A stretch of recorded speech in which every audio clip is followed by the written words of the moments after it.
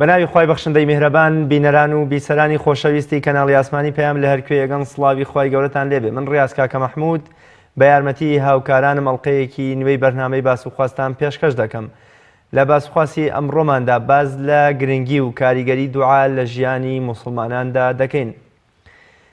دوعاکردن و پاڕانەوە کاریگەرترین و پتەوترین پەیوەندی نێوان خوای بەدیهێنەر و بەندەکانیەتی. باشترین و ئاسانترین ڕێگەیە بۆ گەیشتنی مرۆڤ بەخوا و داواکردنی پێداویستیە مادی و معنەویەکانی خۆی لە خوای گەورە. هاوڵانی پێغەمبەری خوا صلی الله علیه وسلم بە جۆرێک لەم پەیوەندیەی نێوان خۆیان و خوای گەورە تێگەشت بوون کە تەنانەت دەڵێن تەنانەت داوای خوێی چێشتیشمان لە خوای گەورە دەکرد. خاتو عایشەی دایکی ئیمانداران ڕەزا و ڕەحمەتی خوا لە خۆی و باوکی بەڕێزی بێ دەڵێ ڕۆژێک پێغەمبەری خوا صلی الله علیه وسلم هاتەوە نێو ماڵ و هەستم کرد لە ڕوخساری مبارەکیدا شتێکی گەورە ڕوویداوە و بێتاقەتی و بێدەنگێکی زۆری پێوە دیار بوو. پاش ماوەیەک فەرمووی لەو کاتەدایەکەوە بەهۆی ئەمر نەکردنی مرۆڤەکان بە چاکە و نەهی نەکردنیان لە خراپە خوای گەورە دەرگای تۆبە و دوعاکردنیان لێ بگرێ. بەتایبەت لە ئێستادا موسڵمانان کە لە ژیانێکی ناڕەحەتیدان لە بەتایبەت لە ڕۆژهەڵاتی ناوەڕاستدا و لە هەرێمی کوردستاندا لە ئێستادا دوعاکردن یەکێکە لە کارە سەرەکیەکانی هەموو موسڵمانێ. موسڵمانان بەردەوام خەریکی دوعاکردن بۆ پێداویستیەکانی خۆیان و لابردنی ئەو هەموو زوڵم و ستەم و ناڕەحەتەی کە بەسەر موسڵماناندا دێ لە تەواوی وڵاتانی ئیسلامی و جیهان بەگشتیدا. بۆچی ئێمە وەکو سەردەمی یەکەمی پێغەمبەری خوا صلی الله علیه وسلم و هاوڵانی هەست بە وەڵامدانەوە و کاریگەری یا قبوڵ نەبوونی دوعاکانمان ناکەین؟ بۆچی دوعاکانمان بێبەرهەم و بێوەڵام ماونەتەوە و هیچ کاتێ هەست بەوە ناکەین کە بەهۆی دوعاکانمانەوە ناڕەحەتی و نەخۆشی و موسیبەتێک بەسەر خۆمان و موسڵمانانەوە نەمێنێ؟ لەم بەرنامەیەدا باز لە گرنگی و کاریگەری دوعا دەکەین لە ژیانی موسڵماناندا و باز لە ئاداب و ڕێنمایی و مەرجەکانی دوعاکردن دەکەین و ئەو دوعا گرنگ و تایانە کامانن کە ئیسلامی پیرۆز و پێغەمبەری خوا صلی الله علیه وسلم فێری موسڵمانانیان کردوون و کاتە دروست و باشەکان بۆ کردنی دوعا و هۆکاری وەڵام نەدانەوەی دوعاکانمان بەتایبەت کە لە ئێستا لە هەرێمی کوردستان خەڵکی نزیکەی بۆ 5 ساڵ زیاتر دەچێت لە قەیرانێکی شومی ئابووری و دارایی و ناڕەحەتیدان. خەڵک لە نائومێدی و شڵەژانێکی دەرونیدایە و هەروەها نەبوونی بارانبارین لە هەرێمی کوردستان لە چەندین ناوچەدا نوێژە بارانە و دوعاکراوە بۆ باران. بۆچی تا ئێستا دوعاکانمان بێبەرهەم و بێوەڵام ماونێتەوە؟ بۆ قسەکردنی زیاتر لەسەر ئەم پرسە گرنگە میوانداری زۆر بەڕێز مامۆستا حەسەن عەبدوڵڵا بانگخوازی ئیسلامیم کردووە. مامۆستا گیان زۆر بەخێر بێ و سپاس بۆ ئامادەبوونێت. سپاس دەکەم. مەمنونە مامۆستا گیان. مامۆستا سەرەتا پێم خۆشە بزانین دوعا چییە و بە چی دەگوترێت دوعا؟ بسم الله الرحمن الرحيم، الحمد لله والصلاة والسلام على رسول الله وعلى آله وصحبه ومن والاه. طبعا دعاء یەکێکە لە گرنگترین پەرستش کە ئینسانی ئیماندار ئەنجامی دەدا. پەرستشێکە پڕە لە لەزەت و تام و چێژێکی تایبەتی دەرونی هەیە کە دوجار ئینسان بەهۆی دوعاکردنێکی دڵسۆزانە پڕ لە ئیخلاس، پڕ لە خۆشەویستی، پڕ لە ذیلەت و زەلیلی بەرامبەر خوای پەروەردگار هەست بە ئارامیەکی وا دەکات کە ڕەنگە وەکو زانان ئەفەرمون وەختێک ئینسان دوعا دەکات داوای شتێک لە خوای پەروەردگارەکە زۆر جار خودی دوعاکە لەذەت و خۆشیەکەی زیاترە لەو شتێک کە تۆ داوایەکەی کە خوا پێت بدە. ئیماندار وە سەیری دوعا دەکە. یەکێکە لە عیبادەتە بەرزەکان چونکە دوعا خۆی لە خۆیدا بریتە لە ئیعترافکردنی ئینسان بە کەمی دەسەڵاتی، بە زەلیلی بەرامبەر بە پەروەردگاری، بە عەجزی، بە ناتەوانی، بە بێهێزی و سنووری دەسەڵاتی و لە بەرامبەرشدا بە قودرەت و دەسەڵات و علمی بێسنووری خوای پەروەردگار. ئەوەش عیبادەتە. بۆیە پێغەمبەر فەرمووی عەلەیهی سەڵاتو وەسەلام الدعاء هو العیبادە. دوعاکردن بریتە لە عیبادەت و پەرستشی خوای پەروەردگار. یعنی زۆر جاری وایە لە قورئانە عیبادەت بە دوعا تعبیری لەکراوە. وأن المساجد لله فلا تدعوا مع الله أحدا. طبعا لبرچی لەبەرەوە کە دوعا فعلا بەرزترین يعني بابڵین هەڕەمی عیبادەتە لەبەرەوە ئەو پەڕی زیلەتی ئینسانی تێدا لە بەرامبەردا ئەو پەڕی قووەت و هێز و دەسەڵاتی خۆی پەروەردگار ئینسان اعترافی پێ دەکات. بەڵێ مامۆستا گرنگی دوعا لە چیدا یان بۆچی ئەم هەموو گرنگی پێدراوە کە خوای گەورە ئەم هەموو گرنگی بە دوعاداوە پێغەمبەری خوا صلی الله علیه وسلم بە چەکی موسڵمان بە باشترین یان بە مۆخی عیبادەتی ناو بردووە؟ بەڵێ گرنگی عیبادەت لەوەدا وەکو باسم کرد ئینسان هەمیشە ئەمە کە مەخلوقین دروستکراوی خوای پەروەردگارن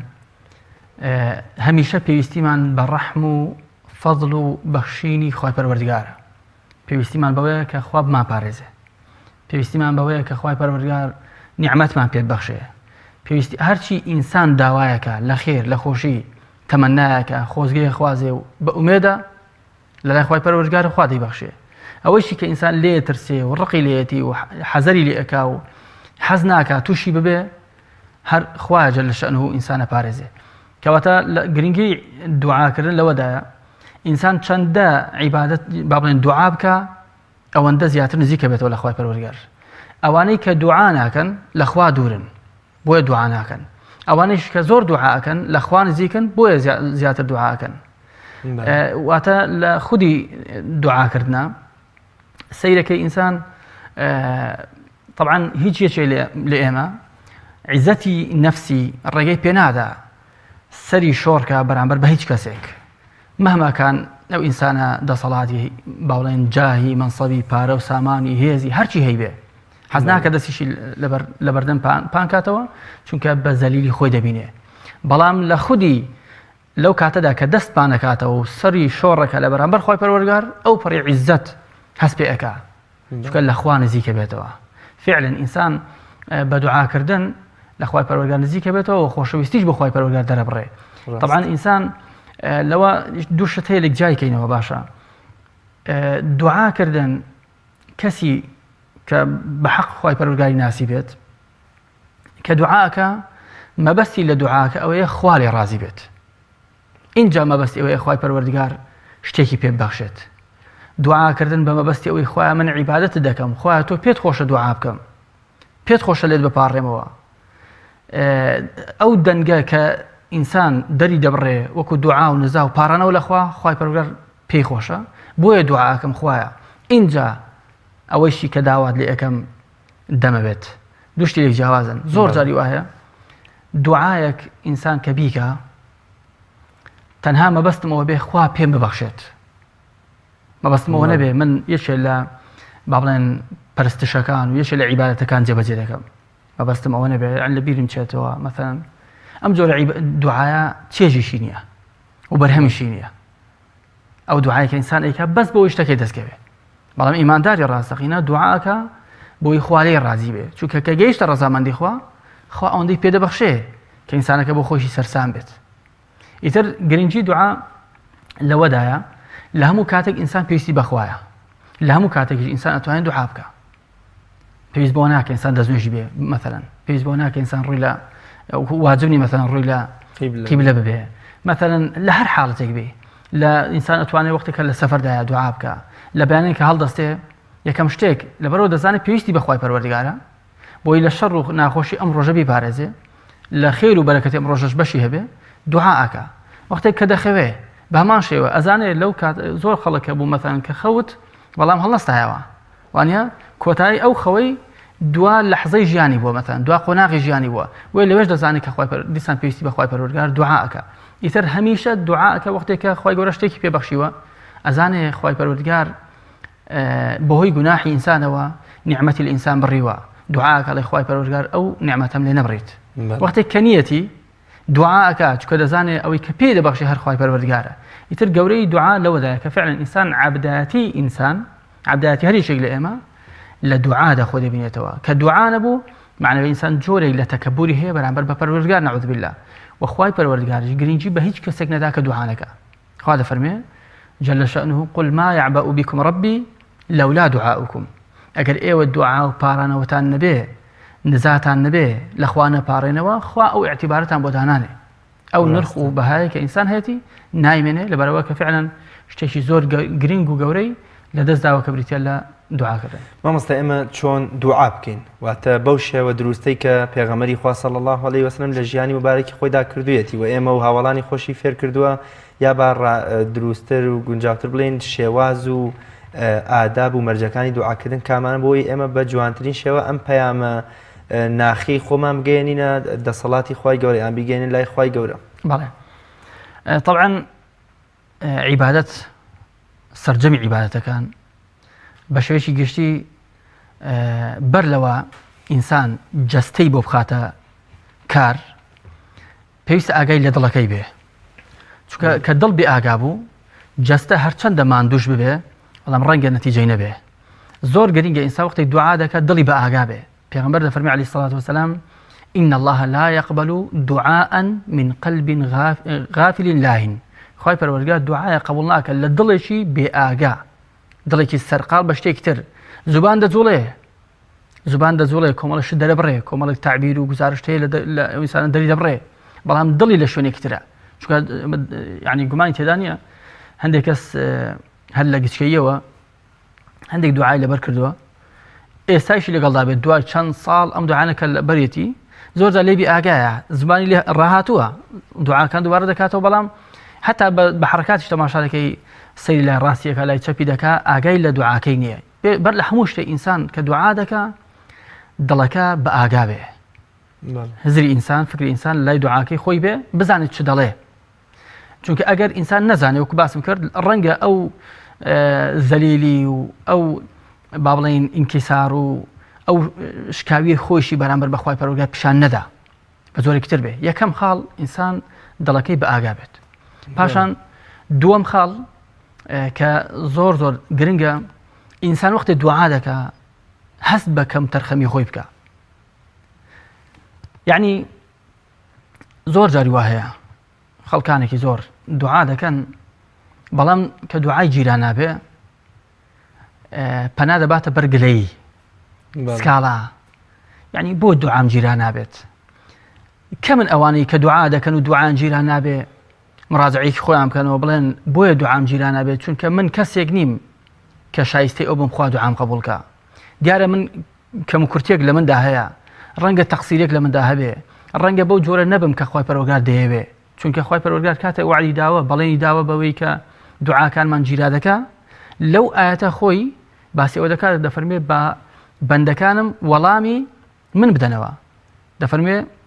أجيب دعوة الداعي إذا دعاني فليستجيبوا لي وليؤمنوا بي لعلهم يرشدون. وەڵامی هەر کەسێک دەدەمەوە کە دوعا بکە و نزا بکە و بپارێتەوە بەڵام فليستجيبوا لي بە ئەوان وەڵامی من بدەنەوە. یعنی ئینسان کەسی وا هەیە مەثەڵەن لە نوێژ زۆر کەم تەرخەمە، خوای پەروەردگار داوای لێ کرد و نوێژ بکە و کاتەکانیشی بۆ دیاری کردووە، بەڵام لە ئاستی نوێژەکانە کەم تەرخەم کەسێکی خەمسارد یان لە کاتی خۆیان نایکە یان کە کردی بە پەلە دەیکە، یعنی خەمێکی وای لێ ناخوا گرنگێکی وای پێ نادا، بەڵام کاتێکیش دوعا دەکا بە ئومێدی ئەوەیە کە خوا وەڵامی بداتەوە. سەرەتا خوای پەروەردگار بانگی ئەو ئینسانەی کرد، ئەو ئینسانە کەم تەرخەمی کرد لە ئاستی وەڵامی خوای پەروەردگارە. کەواتە یعنی زۆر جار ئینسان بە خۆیدا بچێتەوە باشە مراجعەی خۆی بکاتەوە بڵێ کە من دوعاکەم جیرانە بێ تەقسیرێکە لە خۆمە. ئەجنا بەتەکید وعدی خوای پەروەردگار خلافی تێدا نیە. خوا وعدی داوە هەر کەسێ دوعا بکە بەو مەرج و شەرتانەی کە هەیەی دوعا بکە خوای پەروەردگار دوعاکەی وەڵام دەداتەوە. اینجا یەکێکی تر لە مەرجەکان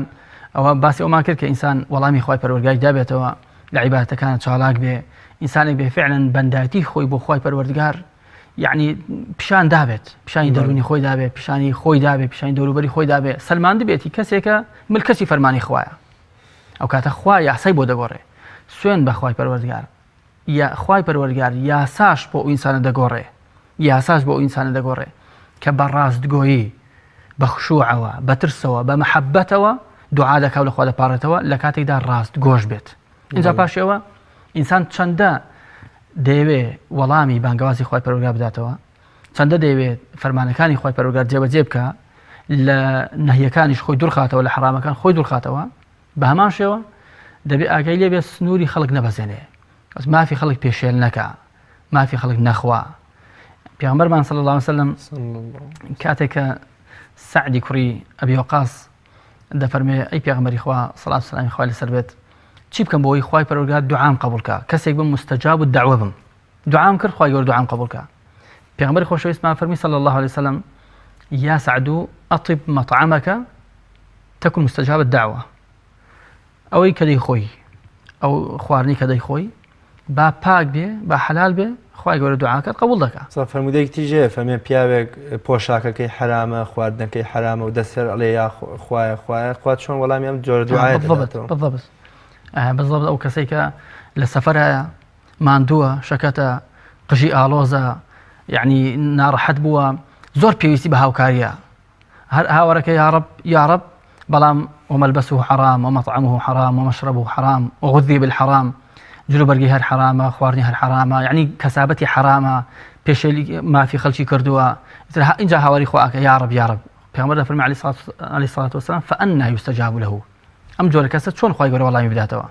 یعنی وەکو چۆن باسمان کرد ئینسان نیەتی پاک بێ قەلب و دڵی بە ئاگا بێ وەڵامی خوای پەروەردگاری دابێتەوە لە هەمان کاتیشە بە جۆرێک تریش پاک بێ بۆی کە ئینسانشی حرام خۆر نەبێ مافی خەڵکی پێشێل نەکرد بێ هەر یەکێک لە ئێمە کە دوعا دەکا با سیر کە بزانین لە چ شتێک حرامی کەوتۆتە گیانی حرامی کەوتۆتە دڵی حرام کەوتۆتە مێشکی حرام کەوتۆتە جلوبەرگی خواردنی گەدەی هەمووی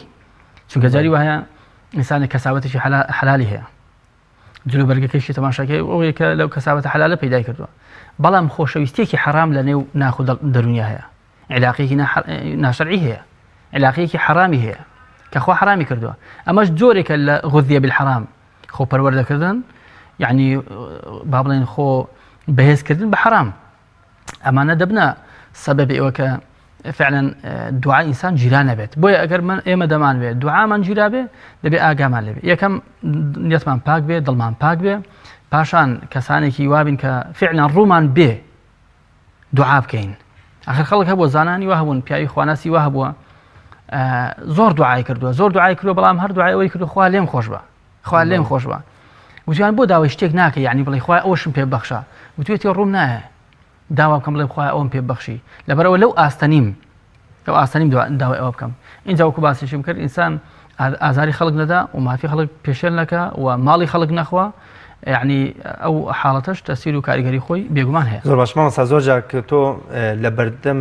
دەرگای دەسەڵاتدارێکە کۆمەڵێت زۆر جار داوای شتێکی دنیایی بۆ خۆ دووبارەکەیتەوە یان تەنان بۆ منە حاڵەتی گریان و جۆرێ لە زەلیلی بەسەر تا دێ هێندەی تر بۆ منە ئەم مرۆڤە لای ئەم دەسەڵاتدارە جۆرێ لە پەستی و نزمی بەسەردا دێ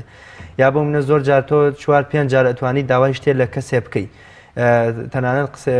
لە فەیسبووک نووسرا بوو خوای گەورەی یاسای داناوە 3 جار لە دەرگای ماڵی مرۆڤێکی دراوسەی خۆت بدەیت بەڵام بۆ خۆی پێت دەڵێ حتاوەکو دەرگای ڕەحمەتی خۆم بەسەرانەکەمە هەر بەردەوام بە لە تەقەدان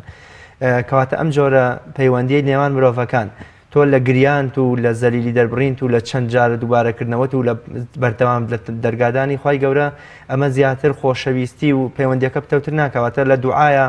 مرۆڤ چەندە زیاتر داواکە و چەندە تمۆحی زیاتر بێ و چەندە بۆ منە ئومێدی بەکردنەوەی دەرگای ڕەحمەتی خوا هەبێ ینی پێچەوانەی لەگەڵ دەرگا و پێدانی بەخشی مرۆڤانە بە مرۆڤە. بەڵێ طبعا بەسخوا جەل شەئنه دەزانێ خێر لە چیدایە زۆر جار ئینسان داوای شتێک دەکا بەڵام کە داوای دەکات لەسەر ئەساسی ئەو عیلمەکەمەی کە هەیەی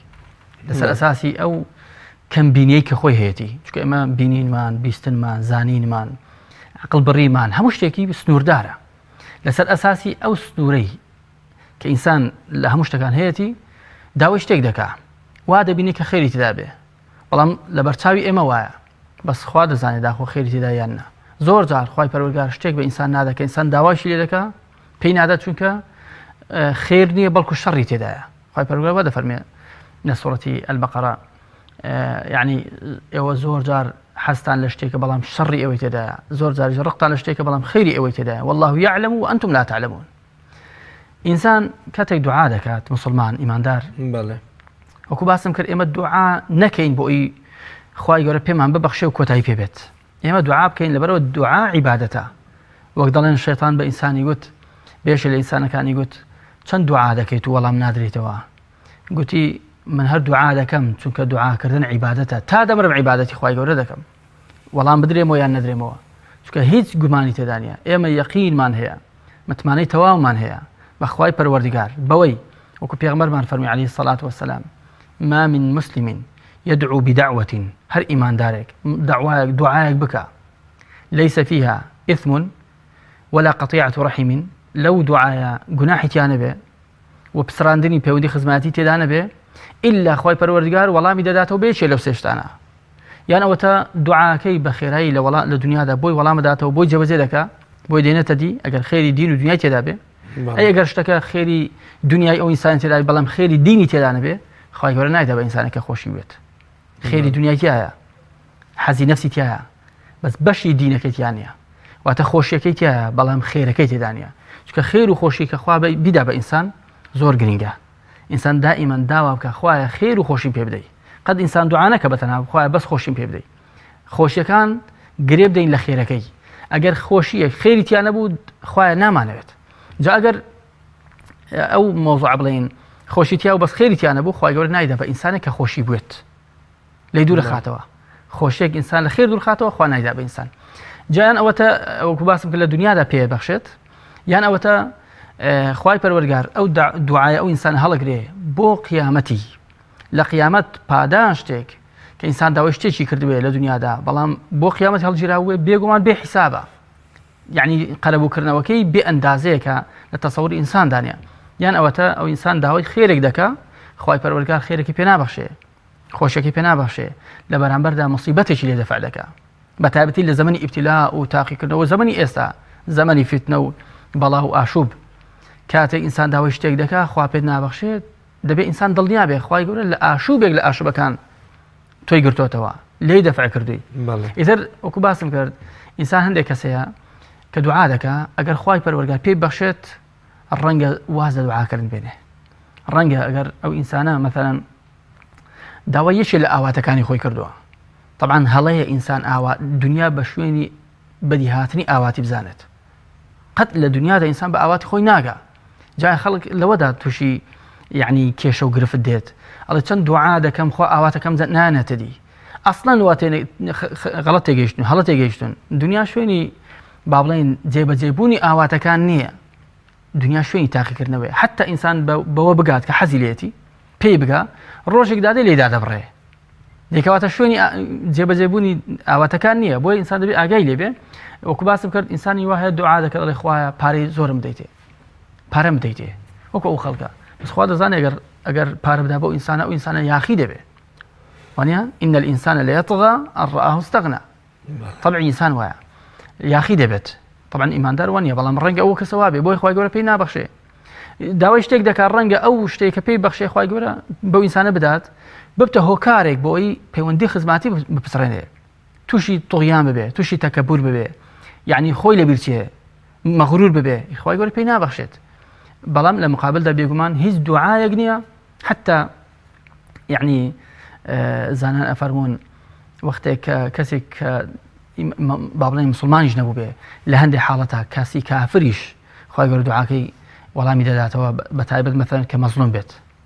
ئەگەر مەزلوم بێ کەسێک ئەگەر کافریش بێ خوای گەورە دوعاکەی ئەی چۆن ئیماندار وەڵام ناداتەوە بێگومان وەڵام دەداتەوە بەڵام کە وەڵام ناداتەوە وەکو باسم کرد یەکێ لەو سێ خاڵانە یانیش ئەوە خێریتیایە لە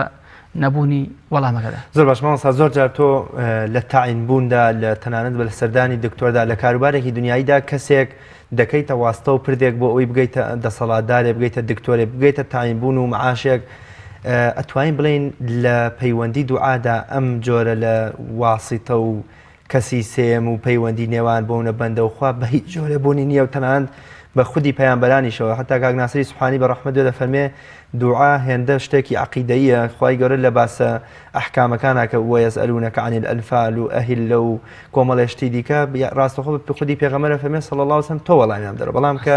وئیذا سەئەلەکە عیبادی ڕاست و ناڵێت ئەوی پێغەمبەری خوا بڵێ خوا نزیکە ڕاستەوخۆ لەبەر شتێکە پەیوەندی بە عەقیدەوە هەیە خۆی دەفەرمێ من نزیکم لێتانەوە کەواتە لە دوعاکردندا بە هیچ شێوێ نابێ شەخسی سێم و کەسی سێم و واستەی سێم بوونی هەبێ ئەمە شتێکی ڕاستە ینی نابێ مرۆڤ لە کاتی دوعاکردنیا بڵێ من کەسێکی گوناهبارم گوناهم زۆرە یام لەوەچە خوا بەڵای من نەداتەوە با شێخێک مەلایەک مامۆستایەکی ینی بکەمە تکاکار لای خوای گەورە لە واسطەی بینی ئینسان لەگەڵ خۆی خۆی هیچ شتێک نییە لەوەدا کە ئینسان بیەوێت داوای شتێک لە خۆی پەروەردگار بکە، هیچ شتێک نییە، هیچ کەسێک نییە،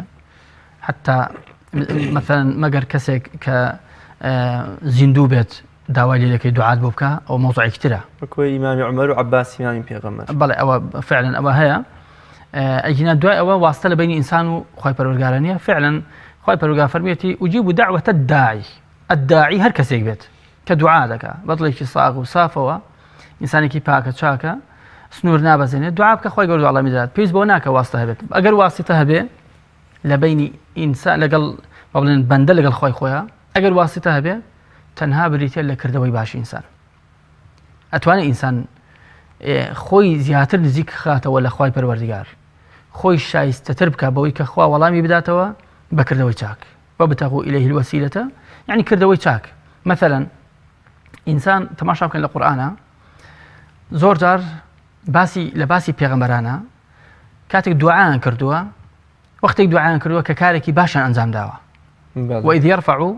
إبراهيم القواعد من البيت وإسماعيل ربنا تقبل منا. وانیا باسی پێغەمبەر ئیبراهیم و پێغەمبەر ئیسماعیل عەلەیهما السلام کاتێک بینای باڵێن کەعبەکە تەواو دەکەن، ئیشێکی باش و خێر دەکەن، دوای دوعا دەکەن. زەکەریا کاتێک دوعاکە لەناو میحرابە نوێژی کردووە، سەجدەی بۆ خۆی پەروەردگار بردووە، اینجا دوعاکە. یعنی وەسیلە یان واسطەی ئینسان بیکە بۆ هۆکارێک بۆی خۆی گەورە دوعاکە قبولکە، عیبادەتێک ئەنجام بدە. مثلا ئینسان نوێژەکە بۆ پێغەمبەر دەفەرمێ عەلەیهی سەڵات وەسەلام دوبورە کولی سەڵات، لەدوای هەموو نوێژەکان ئینسان دوعا بکە مثلا. یان جا هەندێک زانایان فەرمون طبعا دوو با بڵێن مستەڵەح هەیە یان دوو وشە هەیە لەوە بەکار هاتووە. بەشێکی ئەم بریتە لەوەی کە ئینسان لە تەحیات کاتێک تەحیاتی کۆتایی بەر لەوە سەلام بداتەوە لەوێ دوعا بکە. بەشێکیشیان بریتە لە دوبڕە کولی سەڵات واتە دوای ئەوەی کە سەلامی دایەوە،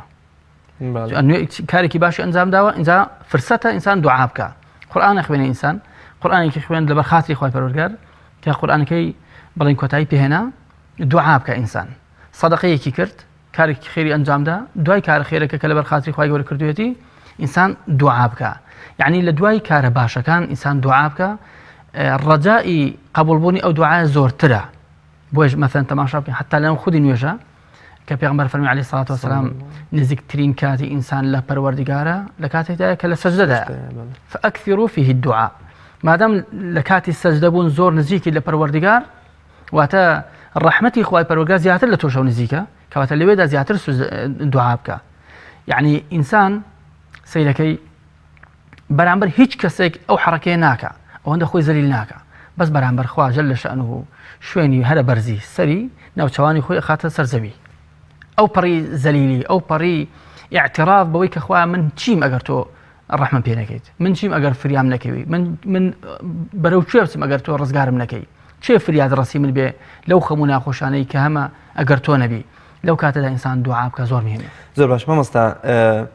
ئەوەی کە منەت بەسەر ئێمە دەداکە خوای گەورەیە، و ئەوەی کە ئێمە بەرامبەر بە خوای گەورە منەتبارین وە کۆڵی قەرزاری خوای گەورەین، و نابێ هیچ کاتێ خۆمان بە شتێکی باژیان بە بۆی کردەوەی خۆمانەوە خۆمان بەسەر خوا هەڵکێشین و بڵێن ئەمە شتێکی باین. فەرمودەیەکیشمان هەیە کە 3 کەس لە بەنو ئیسرائیل دەچنە ئەشکەوتێکەوە، دەرگای ئەشکەوتیان لێدا دەخرێ، هەر یەکەیان بە بیرخستنەوەی یەکێک لە کارە چاکەکانی خۆیان کە لەبەر ڕەزامەندی خوا کردویانە خوای گەورە دەروی خێریان لێکاتەوە. ئێمە لە ژیانی ئێستاماندا ئەو کار و کردوانی کە خۆمان کردومەوە کۆڵێت جۆرێک لە منەتکردن نەوێ بەسەر خوای گەورەدا، لە بەکارهێنانەوەی یان بوونە لە بێش چاوخستنەوەی لە کاتی دوعاکردندا، ئەمە شتێکی ئاساییە. ئێمە بوونە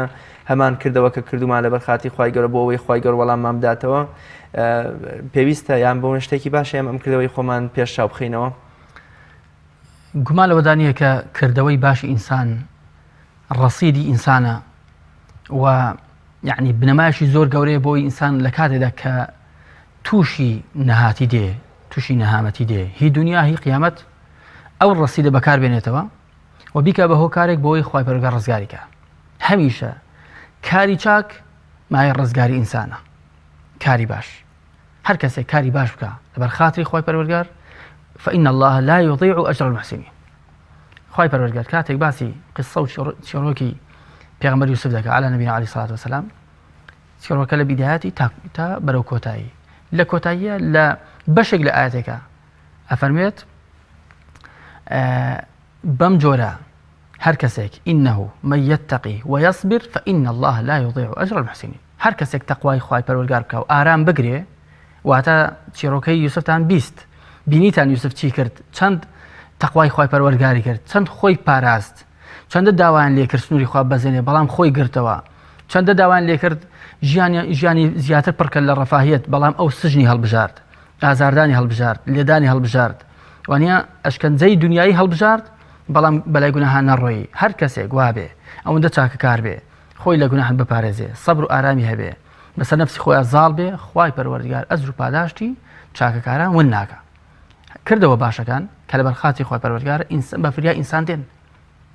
ئەو سێ نەفەری کە جەناب باست کرد ئەوانە با بڵێن تەرجمەیەکی عملی بوون بۆ ئەو حەدیثەی پێغەمبەر صلی الله عليه وسلم کە دەفەرمێت تعرف إلى الله في الرخاء يعرفك في الشدة. ڕۆد لە خوا بێ و خوات لەبیر بێ لە کاتی خۆشیدا، لە کاتی شوێنەیدا، لە کاتی ئاساییدا، لە کاتی دەوڵەمەندیدا، لە کاتی ساغیدا، لە کاتی هەبوونیدا، خوا بە فریاتەوە دێ لە کاتی ناخۆشی و نەخۆشیدا. ئەو سێ کەسانە هەر یەکێک لەوانە کارێکی باشی کردبوو بەبێ خەڵک بزانێت، یەکێکیان کاری خراپی بۆ هەڵدەکەوێت، ماڵ و سامانێکی یەکێکیان بۆ هەڵەکەوێت کە بیخوا بەڵام نایخوا، تاوانی بۆ هەڵدەکەوێت باس نایکا، ئەوەی تریان لەبەر خاتی خۆی پەروەردگار چاکەی دەکات لەگەڵ دایک و باوکی خۆی کە کەس ئاگای نییە. ئەوە زۆر مهمە، ئینسان کارێک بکە ئەو پێی گوترێت خەبیئە، الخەبیئە، کارێک بکەی کەس نایبینێ، کەس نایبیستێ، کەس هەستی پێ ناکە ئیلا خوا نەبێت، ئەو کارە تۆمارێکی زۆر گەورەیە. کارێک بکەیت لەبەر خاتری خوای کەس نەیبینێت. لە کاتی ناخۆشیە ئینسان وەکو ئەو حەدیثە صحیحی پێغەمبەر صلی الله عليه وسلم دوعا دەکات، دەڵێ یا رب العالمین، پەروەردگارە خۆت ئاگاداری من ئەو کارە باشەیەم کرد لەبەر خاتری تۆ، بەس بۆ ئەوی تۆ لێم ڕازی بێ، بەس بۆ ئەوی لەلای تۆ گەورە بێ و تۆ تۆماریکەی خوایە. خوایە گیان ئەگەر ئەو کارەی من کە کردومە لەبەر خاتری تۆ بوو، یا رب العالمین ئەو ناخۆشیە و نەهاتیەی کە تووشی بووم لەسەرمی دەفاکەی، ئەو خەمەی کە هەمە خوا لای دەی، نەتیجەکەی دەبێت زۆر بە ئاساییش دەبێت. سبحان الله. بەڵام ڕەنگە ئەومان نەبێت، ڕەنگە ئەوەش یەکێک بێ لە هۆکارەکانی ئەوەی کە ئێمە دوعا دەکەین، دوعامان هیچ بەڕناکە. سبحان الله. یعنی یەکێ لە زانایان ئەیفەرموو خەڵکی پێشان بەدەنگێکی کزۆڵ، بەدەنگێکی یعنی چرپە بەس خۆی گوێ لێ دەبوو کە دەیگوت یا رب پەروەردگارە داوای ئەو شتە لێ دەکەم، خوای پەروەردگار بۆ جێبەجێ دەکرد. خەڵکی ئێستا یعنی بەدەنگی بەرز هاوارەکە، یا رب یا الله خوایە، دەنگی زۆر بەرزە، دوعای وەڵام نادرێتەوە. لەبەرەوە هی ئەوان کەسانێک بوون لە ڕاستیدا خۆیان بۆ خوای لای کردبووە، دڵیاندا بۆ خوای، جەستەشیان بەم جۆرە دەجوڵا کە خوا پێ ڕازی بوو. هی ئێمەوانین، هی ئێمە لە کاتی خۆشیدا ڕەنگە بەو جۆرە نەبین کە خوای گەورە پێی خۆش بیتن، لە کاتی ناخۆشیدا ئیتر ڕوو لە خوای پەروەردگار دەکەینەوە. زۆر باش مامۆستایان،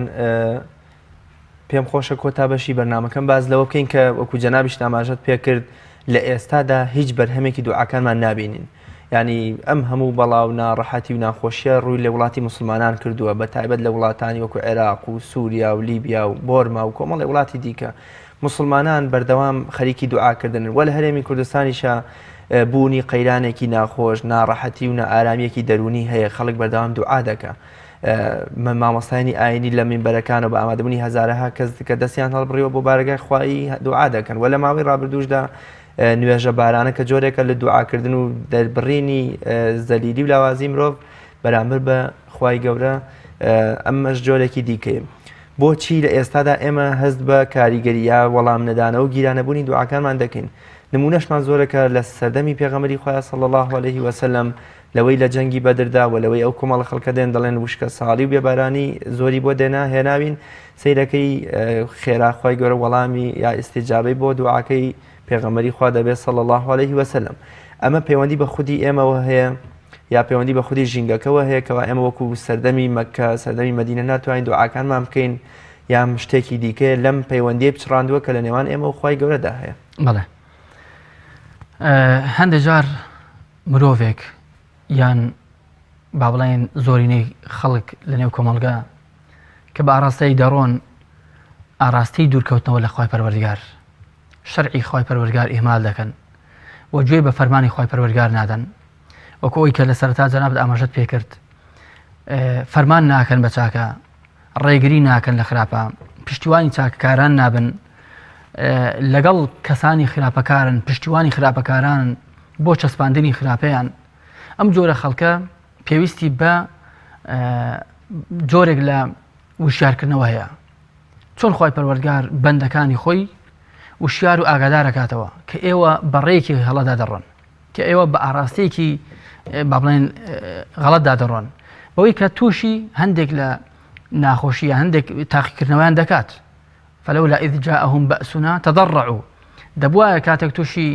بەسی ئێمە دەهاتن تووشی ناخۆشی و نەخۆشی دەهاتن ئەوان ملکەت بوو بنایە بگەڕابانەوە بۆ لای خی پەروەردگار بۆ ئەوەیە زۆر جار کەواتە زۆر جار ناخۆشی ئینسان خی پەروەردگار وەکو تاقیکردنەوەک یان وەکو ئەوەی کە عقوبەت بۆ ئەو ئینسانە بۆ ئەو ئینسانە بە ئاگا بێتەوە واز لە هەندێک شت بێنێ کە خراپە دەستی لێ هەڵگرێ واز لە زوڵم بێنێ واز لە پشتیوانی زاڵمان بێنێ مەثەلەن یعنی ماڵەکانی خی پەروەردگار چۆڵ نەکەن مۆڵەکان و شوێنی با بڵێن ڕابواردنی شوێنی با بڵێن بەسەربردن و هەتا بۆ ڕەفاهیەت ئەوەنە قەڵەباڵغ بێ بەڵام بۆ ماڵی خی پەروەردگار لە کاتی عیبادەت ئەوەنە چۆڵ بێ مەثەلەن بۆ شەرعی خی پەروەردگار پەک بخرێ بۆ حەلال و حەرامی خی پەروەردگار حسابی بۆ نەکرێ بۆ مەظاهری دینداری بە شتێکی غەریب بێتە بەرچاوان خەڵکی نەوریا ببنەوە وشار ببنەوە دێ ئەوە تووشی بەڵا هاتن چی ئەتوانێت ڕزگارتان کە چی ئەتوانێت لەو ناخۆشە ڕزگارتان کە کەس ناتوانێت بەس خوا جەل شەئنوه دەیکەواتە ئێوە وریا ببنەوە ئەگەر نەخۆشیەک هاتە سەرمان بەهۆی گوناحەکانمان خوای گەورە لای نابە ئیلا بە تەوبەکردنمان نەبێت ئیمامی عەلی وا دەفەرمێ قد ينزل هەندێک جار عذاب دادەبەزێ قد ينزل العذاب بذنب هەندێک جار عذاب و سەختی دادەبەزێت بەهۆی گوناحەوەیە بەڵام لاژ ناکەوێت ئیلا بە تەوبە نەبێت کەواتە ئینسان ئێمە دەڵێن خوایە وەزعمان بگۆڕی بێ بزانین بۆچی ئەم وەزعە هاتۆتە دوی ئەم وەزعە زۆر جاران وەزعەکە سەبەب خۆمانین ژیان خۆی پەروەردگار زوڵم لە کەس ناکە وما ربك بظلام للعبيد وما ظلمهم الله ولكن كانوا أنفسهم يظلمون خۆی گەورە زوڵم لە کەس ناکە مسقالە زەڕێک خەڵک بۆ خۆی کردارەکانی قسەکانی ڕەفتاری توانە و هێز و علم و زانستی ماڵی سەرفەکە بۆی بە ئاراستێکی خراپ بە کاری خراپ و خەڵک سەرقاڵە بێ کاری خراپەر یەکشت نییە یعنی لەخوا بێ ئاگا دەبێ مەثەلەن وەکو باسمان کرد ئیتر کە تووشی عقوبە دەبێ ئێمە بێین دەست لە خراپە هەڵگرین اینجا دوعا بکەین وەکەوەی کە قەومی یونس تووشی ناخۆشی و بەڵە هاتن بەڵام تەوبەیان کرد دوای ئەوەی کە یونس پێغەمبەر لە ناویان دەرچوو تەوبەیان کرد پەشیمان بوونەوە پێغەمبەر یونس زۆر لەگەڵیان ماندوو بوو بەڵام هیچ سوودی نەبوو کاتێک پێغەمبەر یونس ڕۆی لە نەویان علی نبینا علیه الصلاة والسلام تا گەڕایەوە طبعا تووشی خی گەورە تووشی امتحان و تاقیکردنەوەیکی کرد ئەوە کە کەوتە ناو سکی نەهەنگ و ئەوانە بەڵام دوای ئەوە کە خی گەورە ڕزگاری کرد سەیرەکە ئەو خەڵکە هەمووی مسلمان بووە وەزعیان گۆڕاوە تووشی خی گەورە تووشی سزای کردن تەوبەیان کرد خی پەروەردگار شتەکانی لادا بۆیە ئێمە فعلا کە دوعامان جیرانە بێ طبعا هەمیشە کەسانێکمان هەن کە خی گەورە دوعاکانن جیرا دەکا ئەوە نییە بە پێی بە قەتعیەن بڵێن خی گەورە دوعاکانمان قبوڵ ناکەوە خلاص نە ڕەنگە دوعاکانی ئێمە وای کرد بێ وەزعیکی خراپترمان بەسەر نهات بێت ڕەنگە دوعا وای کرد بێ ژنا خراپتریش هەیە وەزعی ناخۆشتریش هەیە ناتوانین لە 100% بڵین هەمومان خراپین هەمومان وەکوڵی خی گەورە لە ئاسمانە ئەو فەرمودەی کە خاتو عایشەی گەڕێتەوە بەسەرمانە تەطبیقیەکە کە دەڵێت کاتی ئەوە دێ ینی سەردەمێک دێ کە وەڵامی تۆبە و داوە و دوعاکردنەکانیان نەدەمەوە یانی ناتوانین بە گشتی ئەمە بڵێن ئەوە پەیوەندی بەوە نیە بەڵکو لەوە چێ خراپە و شەڕ و ئاژاوێکی گەورەتر بەهۆی دوعاکانمان لەسەرمان لا بەتەکید زۆر ڕەنگە یعنی خی پەروەردگار بەهۆی دوعاکانتەوە شتێکی خراپتر لەسەر لادابیت بەڵام ئینسان هەستی پێ ناکە هەر ئەوە دەبینێت کە هەستی پێ دەکات بڵێن بەڵام وەکو باسم کرد ئێمە گەر بمانەوێ حاڵی خۆمان بگۆڕین بەر لەوەی کە من نەخۆشم مەثەلەن کە نەخۆشم خی پەروەردگار پێمی فەرمووە ئەخذ بالئەسباب بکەم بچم بۆ لای دکتۆرێک مەثەلەن لەگەڵەوە کە دەچم بۆ لای دکتۆرێک دوعاش بکەم بڵێم خوای جیان شیفام بۆ بنێرە وانە مەثەلەن کەسێک هەژارە نەبوونە قەرزدارە